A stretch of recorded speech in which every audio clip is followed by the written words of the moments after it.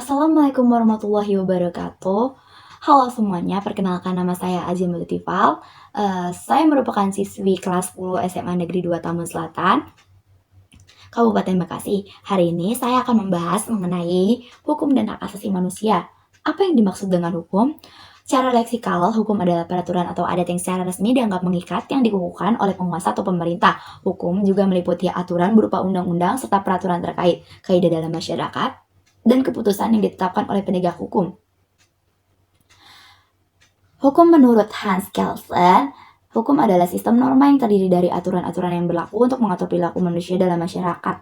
Sementara pengertian hukum menurut Deutsche Bahn, hukum adalah alat untuk merekayasa masyarakat dengan tujuan menciptakan ketertiban sosial. Menurut Utrecht, hukum adalah himpunan petunjuk hidup yang mengatur tata tertib dalam masyarakat dan harus ditaati oleh masyarakat tersebut. Fungsi hukum dalam kehidupan masyarakat: yang pertama, pengendalian sosial, mengatur perilaku masyarakat agar sesuai dengan norma dan nilai yang berlaku. Yang kedua, penyelesaian sengketa, menyediakan mekanisme untuk menyelesaikan konflik dan sengketa secara adil. Yang ketiga, perlindungan hak, melindungi hak individu dan kelompok dari tindakan sewenang-wenang. Yang keempat, penegakan keadilan, menjamin bahwa setiap orang mendapatkan perlakuan yang adil di mata hukum.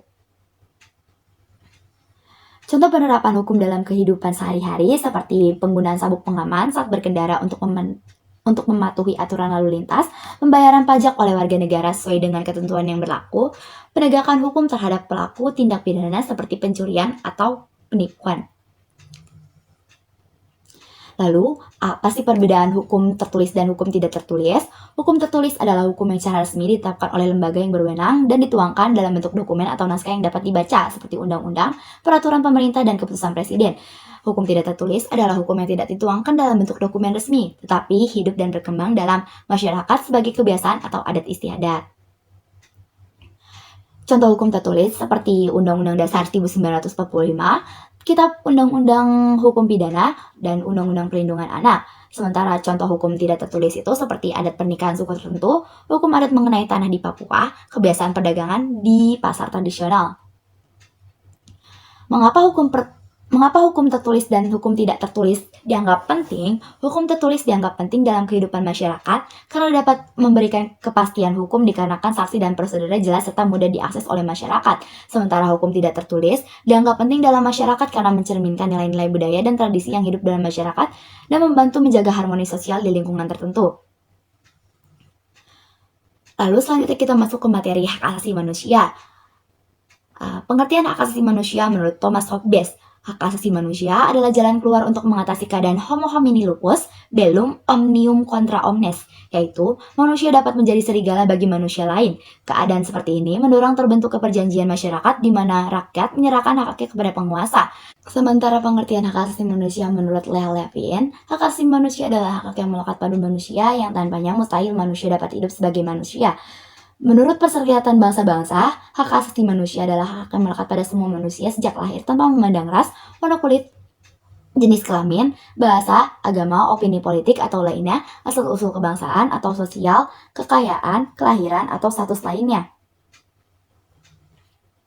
Jenis-jenis hak asasi manusia yang diakui secara universal. Yang pertama, kebebasan dan kesetaraan, hak asasi manusia untuk semua, hak atas untuk hidup, keamanan dan kebebasan, hak untuk bebas dari perbudakan, hak untuk bebas dari tindak penyiksaan, hak atas kesetaraan di mata hukum, hak akses terhadap hukum, hak mendapat pendampingan hukum, hak dari penahanan yang tidak sesuai dengan hukum, hak diadili secara adil dan terbuka, hak tidak bersalah hingga terbukti bersalah, hak atas privasi, bebas dari berpindah tempat, berhak mendapatkan perlindungan, hak atas kewarganegaraan. Lalu yang ke-16, hak asasi manusia tidak bisa dihilangkan dan diganggu-gugat. Yang ke-17, tanggung jawab terhadap masyarakat tempatnya berada. Yang ke-18, tatanan sosial dan internasional. Yang ke-19, hak menikmati kebudayaan dan menciptakan karya. Yang ke-20, hak mendapatkan pendidikan. Yang ke-21, hak jaminan kesehatan. Hak istirahat, berhak atas pekerjaan dan pendidikan serikat pekerja, hak mendapat jaminan sosial, berpartisipasi dalam demokrasi, kebebasan berkumpul secara damai, kebebasan berekspresi, hak memeluk agama, hak atas properti pribadi, dan yang terakhir, yang ke-30 itu hak menikah dan membangun keluarga. Pelanggaran hak asasi manusia yang pernah terjadi di Indonesia itu ada 17 kasus peristiwa pelanggaran hak asasi manusia berat menurut Komnas HAM.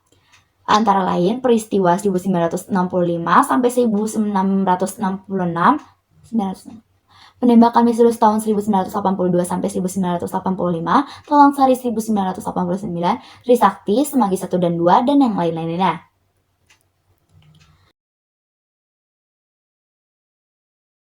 Prinsip-prinsip penegakan hukum yang adil dan transparan. Yang pertama, kesetaraan di hadapan hukum. Setiap orang harus diperlakukan sama tanpa diskriminasi. Yang kedua, proses hukum yang adil. Di setiap individu berhak mendapatkan proses hukum yang adil, termasuk hak atas pembelaan dan pengadilan yang tidak memihak. Yang ketiga, akuntabilitas. Aparat penegak hukum harus bertanggung jawab atas tindakan mereka dan bekerja secara transparan. Lalu peran dan tanggung jawab individu dalam penegakan hak asasi manusia. Yang pertama, menghormati hak orang lain, tidak melanggar hak orang lain dalam kehidupan sehari-hari. Yang kedua, meningkatkan kesadaran HAM. Yang ketiga, melapor pelanggaran HAM kepada pihak yang berwenang atau lembaga hak asasi manusia. Lalu upaya pencegah terjadinya pelanggaran hak asasi manusia. Yang pertama, memastikan hukum yang melindungi hak asasi manusia ditegakkan secara konsisten dan adil. Yang kedua, mengembangkan dan menerapkan kebijakan yang mendukung perlindungan hak asasi manusia. Yang ketiga, bekerja sama dengan organisasi internasional untuk mencegah dan menanggulangi pelanggaran hak asasi manusia. Yang keempat, meningkatkan pendidikan dan kesadaran masyarakat tentang hak asasi manusia. Yang kelima, menyediakan mekanisme perlindungan dan bantuan bagi korban penyelenggaraan HAM atau hak asasi manusia. Yang keenam, memperkuat lembaga pengawasan dan akuntabilitas untuk memantau pelanggaran hak asasi manusia. Sekian dari saya, kurang lebihnya mohon maaf. Wassalamualaikum warahmatullahi wabarakatuh.